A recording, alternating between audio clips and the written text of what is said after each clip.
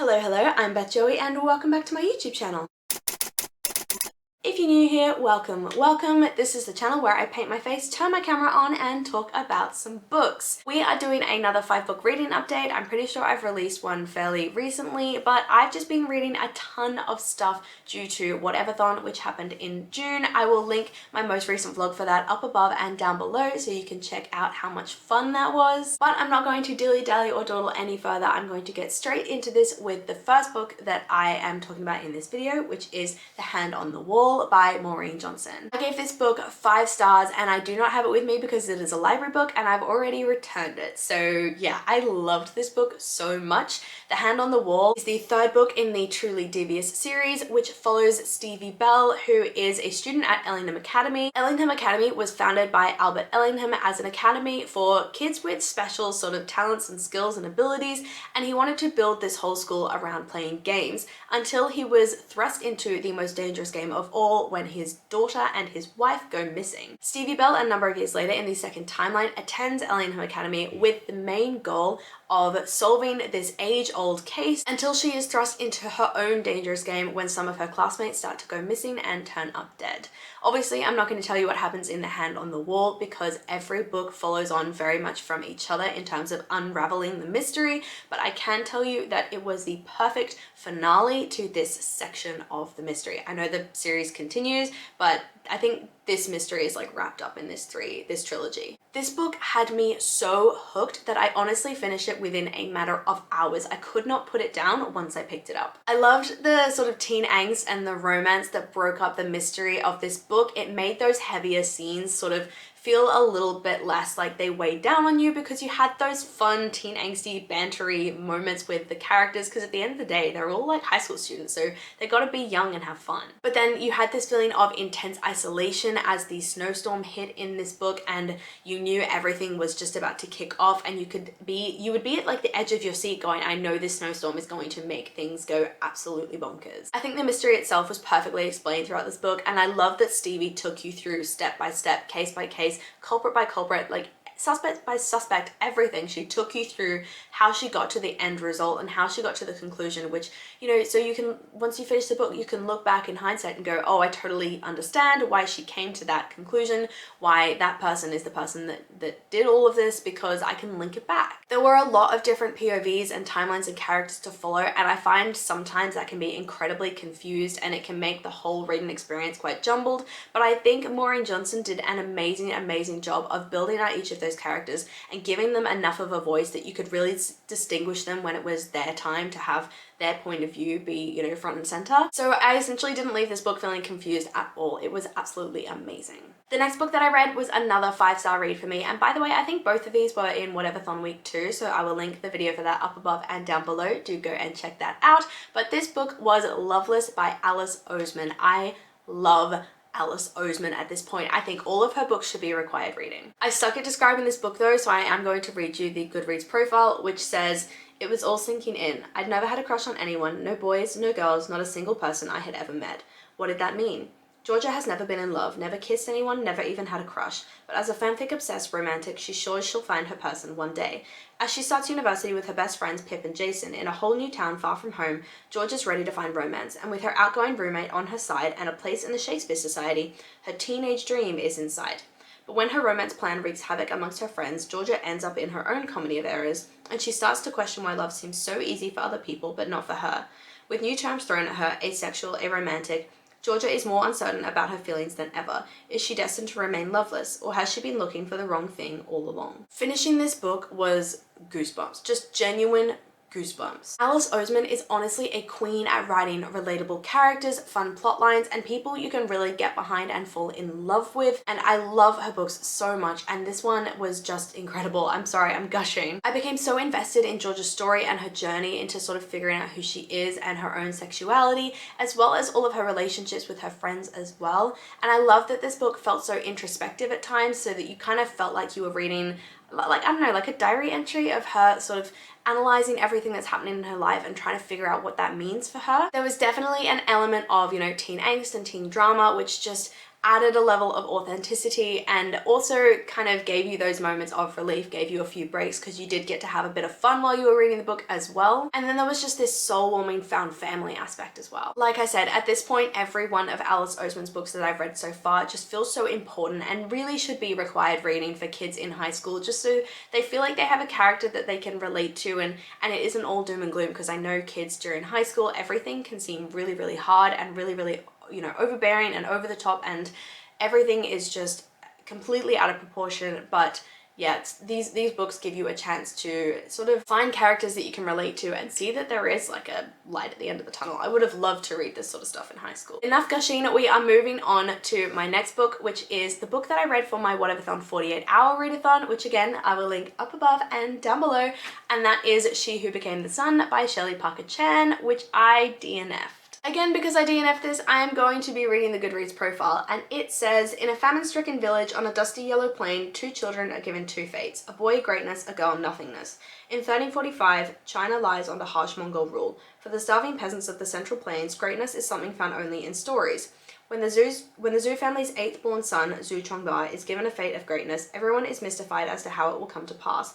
The fate of nothingness received by the family's clever and capable second daughter, on the other hand, is only as expected.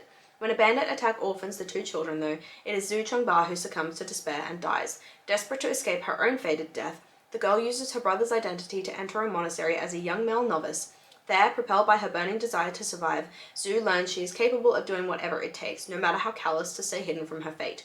After her sanctuary is destroyed for supporting the rebellion against Mongol rule, Zhu takes the chance to claim another future altogether, her brother's abandoned greatness. This book was by no means bad, it just wasn't my kind of thing. It was very, very military fantasy, and it was very, very symbolic and very, very descriptive.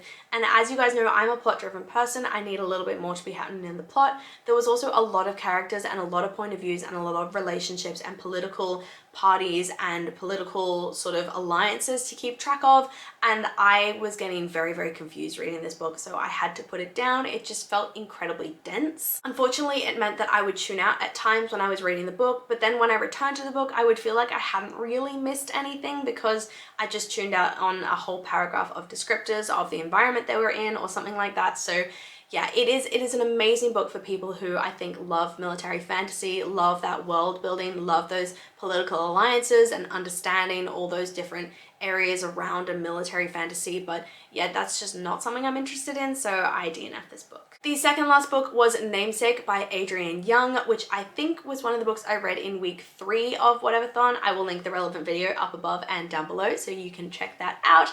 And this book I gave 3 stars, which is the exact amount of stars that I gave the first book in this duology, Fable. Obviously this is the second book, so I'm not going to tell you what it's about, but Fable follows a 17-year-old girl by the name of Fable who is abandoned by her father on the island of Javal. 4 years later, Fable is using the skills her mother taught her in order to survive until she is given the opportunity to escape Javal and return to the Narrows to her father on the crew of a ship owned by a man named West. West is mysterious and unreliable in his own right, but Fable is determined to get on board the ship and return to the Narrows to her father so she can prove herself to him. Just like with Fable, I enjoyed Namesake, but I didn't fall in love with it. I liked that after the events of Fable and a certain number of like betrayals and slightly, you know, bad events, Fable really had to earn her way back onto the crew and earn the trust back with them, because they built this really beautiful found family sort of thing in Fable, but at the end of the day, you know, if you treat people badly, you still have to earn their trust back, and Fable was really made to do that. But I will say West was a kind of problematic character for me in a lot of ways, but the biggest one was just how far he was willing to go to do absolutely anything for Fable, anything she needed,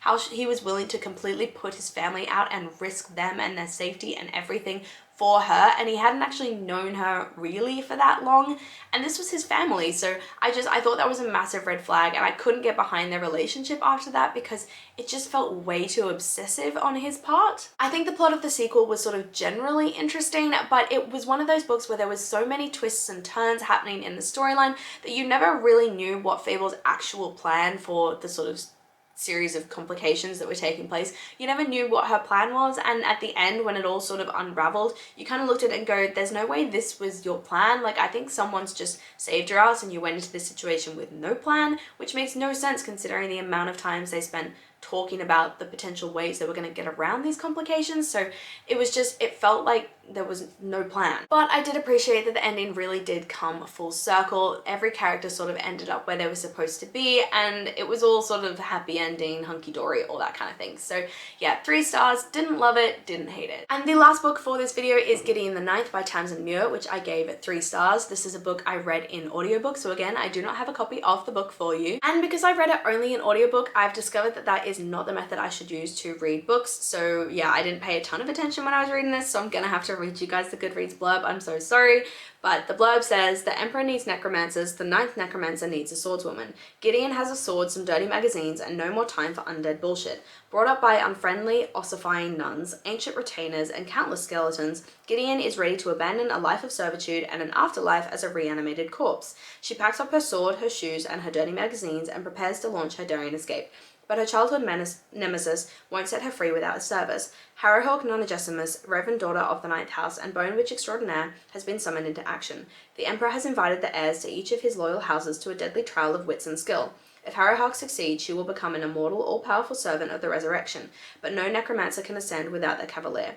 Without Gideon's sword, Harrow will fail, and the Ninth House will die. Of course, some things are better left dead. But yeah, I won't lie, I didn't pay a ton of attention to this book when I listened to it, and so I came out of it incredibly confused. I was like, there are good guys and I know who they are, and there are bad guys and I have no clue who they are, but as long as I'm rooting for the good guys in every scene where there's some sort of battle or disagreement or argument or whatever, then I'm probably gonna end up on the right side. I did notice from the very beginning that there was a major cast of characters and a lot of different alliances again to follow, so I knew that I was going to really struggle with this, especially because all of the characters' names were so difficult to pronounce and were so long that at times you just kind of tuned out when they were talking. It also felt like there was a fight scene like every few pages, which is just not something that I'm particularly interested in. I don't like the gore and the blood and the guts and all that sort of stuff, and this book definitely went into a lot of detail on all of that. Though I did find it interesting that the blurb mentions dirty magazines like 6 times, and that was only really like a very minor, mentioned like twice in the entire book element. So I thought it was really weird that the blurbs like really went into detail on that. Despite being written in a way that did actually really keep me coming back, the general theme of the book was incredibly gruesome, so I did tune out a lot of the time. The plot kind of felt like And Then There Were None, and a necromancer skeleton person had a baby, and then this book was born with like this weird murder mystery plot line, which, you know, did keep me coming back. I was really interested to find out how this all would happen, and the stereotype of who I thought would be the murderer didn't actually end up being the murderer, so I did like that I wasn't able to predict it at all. And I did grow to love some of the characters, even though I hated them in the very beginning. They did have some very prickly personalities, but once they told you a bit more about their secrets and their family and why they were the way they were, then I kind of grew to love them a bit. Like Harrowhawk, obviously she's horrible in the very beginning, but towards the end, once I understood a bit more about her, she was alright. But yeah, I gave this book 3 stars. I probably won't continue with the series. It's just something that's not really of interest to me. But anyway, those are the most recent books that I have read lately. Let me know down below what you guys are reading at the moment, if you're loving it, if you're not.